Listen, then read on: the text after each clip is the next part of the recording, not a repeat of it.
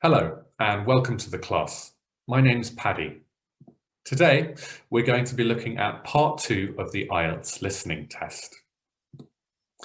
After you watch this class, if you have any questions, remember that you can click on the chat icon at the top of your page here to send us a message with any questions that you have.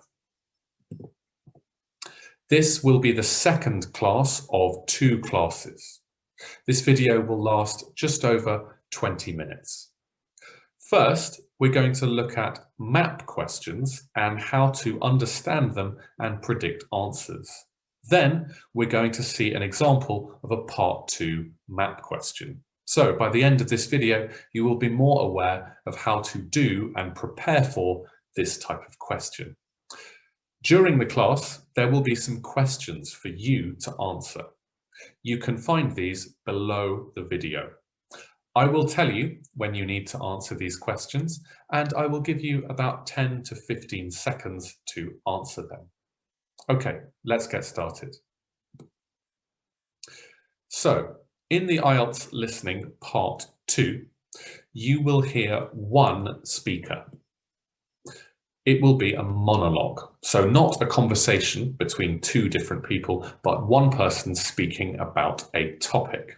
You may hear a second speaker introducing them, like a radio presenter, but again, it is mostly one person speaking. This is not an academic topic, so you're not going to be listening to a university professor talking about a scientific topic, for example. It will be something like a guide to a place or event, like a museum. It could be an explanation of a process, such as how to buy a house, or it could be somebody giving advice about a situation, maybe somebody on the radio talking about relationships. When you listen in part 2, you're often looking for specific information, details, rather than getting a general overview. There are many different types of question for part 2, but very common ones include multiple choice, completing notes with words, matching features, so you will have some topics or headings and have to match information to those, and as we're going to look at today, labeling a map. So here we see an example of a map that you will need to label for a part 2 question. Don't worry if you can't read all the details of this map, just look at it in general and decide what type of map is this. Is it A, an area of land? Is it B, a town or a city? Is it C, the inside of a building? Or is it D, an outdoor path? Look at the first question below this video and choose the correct option.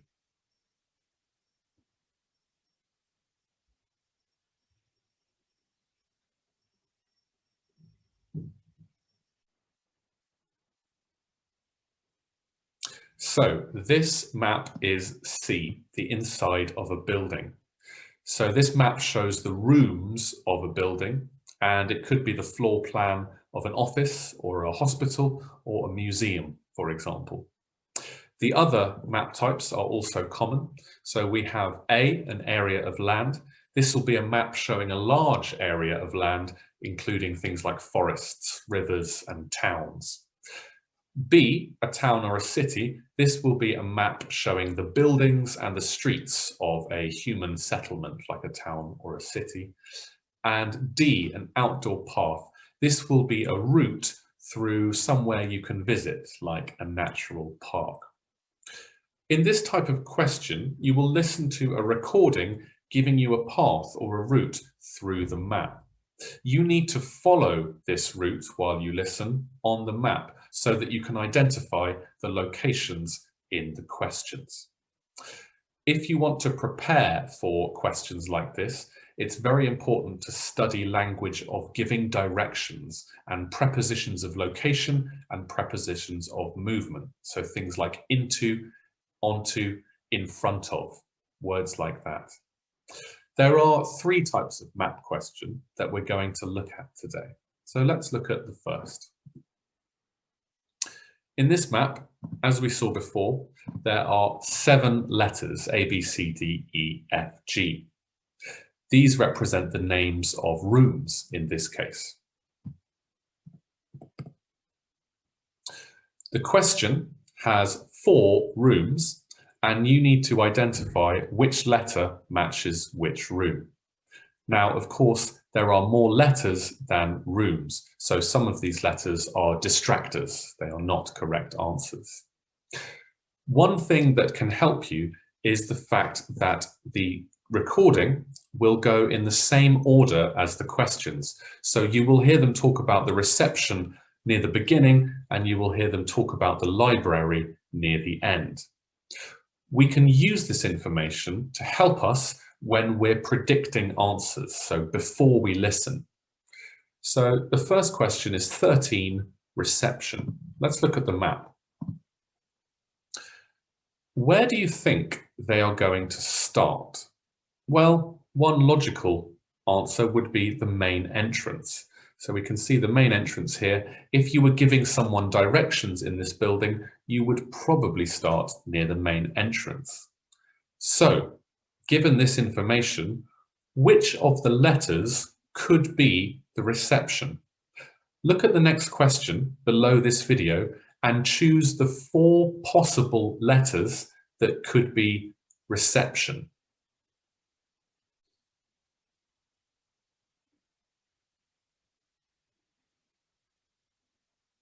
So in this question, reception will probably be E, A, B, or C. It's unlikely to be D, F, and G because these are a little bit further from the entrance. These kind of logical guesses can really help you before you listen. We can also look at the letters themselves. We see here letter G. Look at this image and notice that it's a little bit different to the other ones. In your opinion, which of those questions do you think G is not? So 13, 14, 15, and 16, which of those do you think is probably not going to match with G?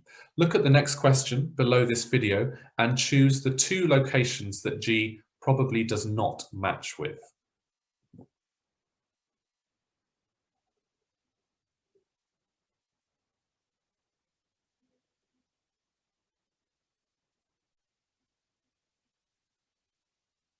So I think reception is probably not letter G, and room 102 is also probably not letter G. A reception is more likely to be a closed off desk or a separate room. Room 102 is obviously a room, and G does not look like a room. Study area and library, well, we could imagine G is maybe an open table for a study area, or it could be a library if we imagine some books in this open area. So little pieces of information like that can help you predict what answers could be or what they could not be. Let's look at the next type of map question. Here we see a map, but this time there are no letters. Instead, we have the numbered questions. So 13, 14, 15, 16, and 17 are labelled on this map. What we have to do is decide the names of the rooms. For this question type, we are given a list to choose from. As you can see, there are more letters than numbers. So some of these letters are distractors, not correct answers. How many distractors are there for these questions? Look at the next question below this video and choose the correct number of distractors for this question.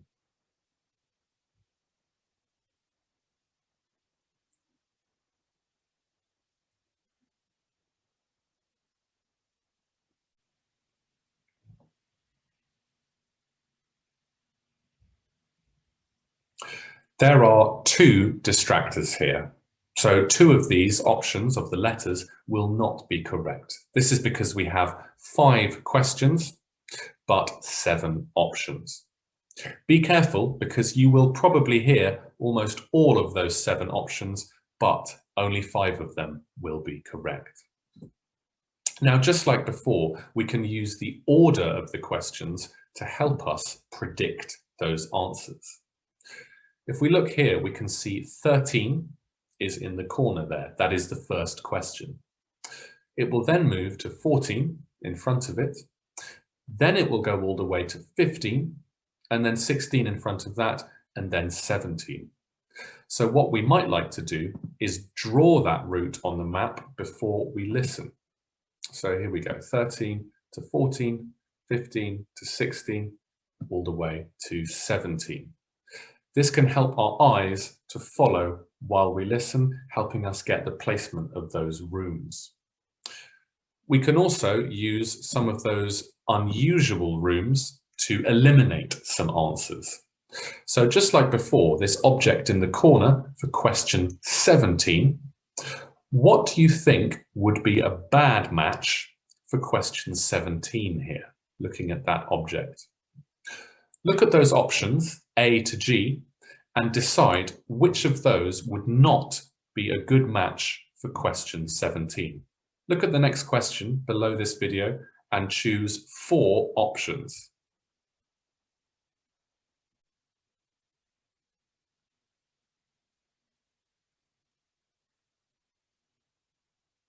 So here for question 17 in the corner, I think manager's office is probably not going to match that table object.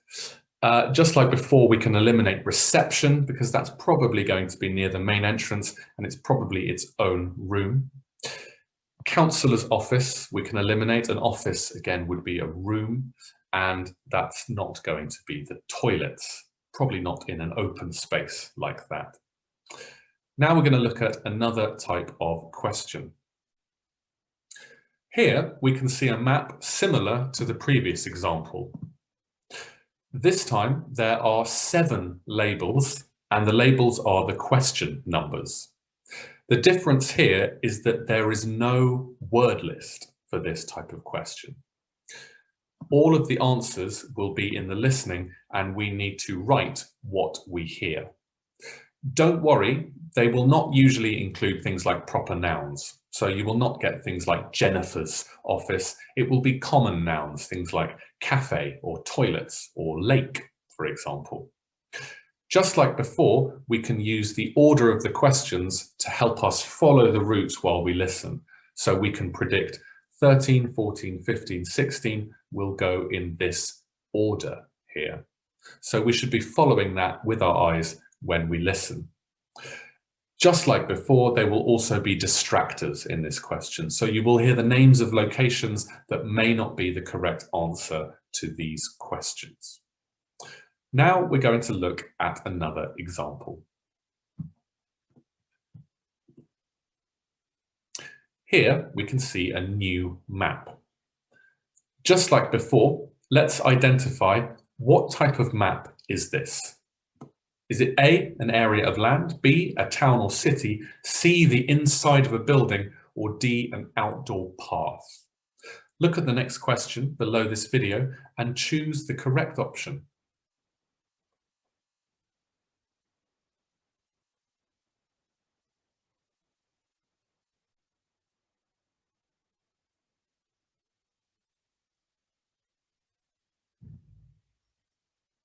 This is D, an outdoor path.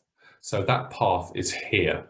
The speaker will be following this route, and we should be listening out for the various locations on that path. We can use the labels and title and other information in this map to try to predict some of the possible answers that might come up. So the title is Dukehurst Estate. We have a boating lake. We have cedar woods, we have a walled garden, a seed bank, a play area, a car park, and an entrance. So using this information, what other locations would we expect to hear in this type of question? Look at the next question below this video, and can you choose 4 options that you would expect for this map out of restaurant, bank, forest, information centre, computer centre, cafe, and construction site? Choose 4 options.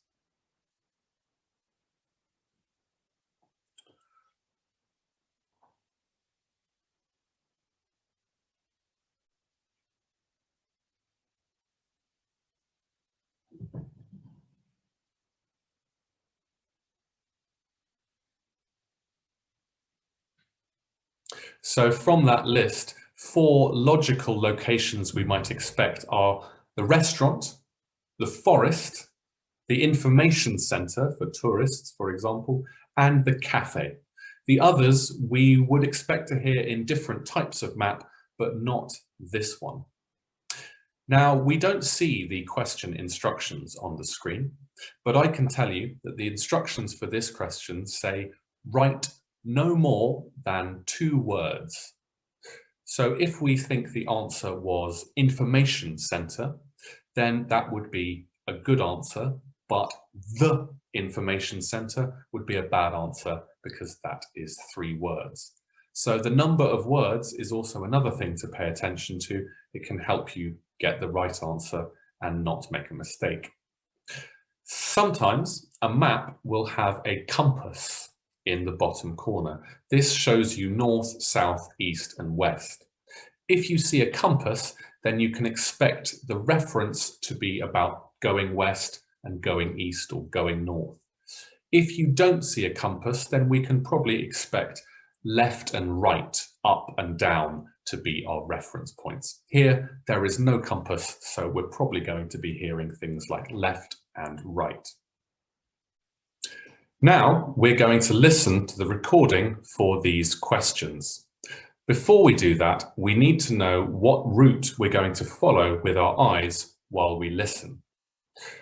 Look at the numbers and look at the labels. Of those labels, which words do you expect us to hear first? So out of Boating Lake, Cedar Woods, Walled Garden, Seed Bank, Play Area, Entrance and Car Park, which of those do you think we will hear first? Look at the next question below this video and choose the 2 labels you expect to hear first.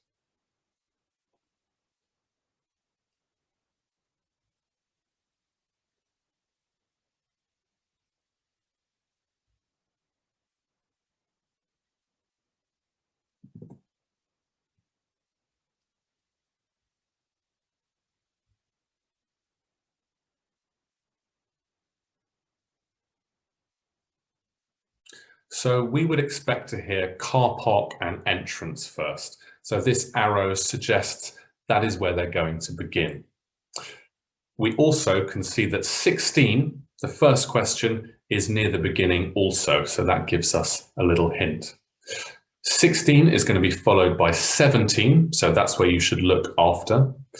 Then 18, so we can expect the path to go round this way. Then we have 19, then 20. So these numbers, again, give us an idea of what route we're going to follow. We are going to play the audio now. Listen and try to complete the 5 questions below the video. So that's questions 16, then 17, 18, 19, and 20.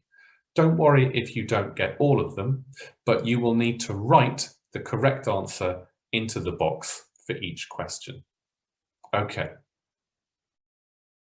So if you look at the map in your visitor's leaflet, you can see we have a main route for you to take. But this is by no means the only way to enjoy the Dukehurst estate. Most of you will have arrived through the main entrance and left your vehicles in the car park. Just up the way from the car park, on the left, is the Visitors Centre, where we are now. This building is mostly used for educational purposes, like school trips, but we sometimes have special events here. If you head outside, you'll see the gift shop in front of you. I recommend popping in before you leave today. We've got some great wildlife books and some fun toys for the kids. As you head further into the estate, the path splits. Our suggested route is to take the left path, which will bring you to the walled garden. This area of rose bushes and evergreen shrubs has been maintained carefully by expert gardeners since it was built in 1784, around the same time as the mansion, which you can reach by walking through the garden. After visiting the mansion, go back through the garden and continue along the main path. You'll go past the boating lake, which is home to a number of wild birds. You will then go between the rockery and the cedar woods. The rockery is my favourite area, except for the apple orchard, as it has some of the most exotic plants in the UK.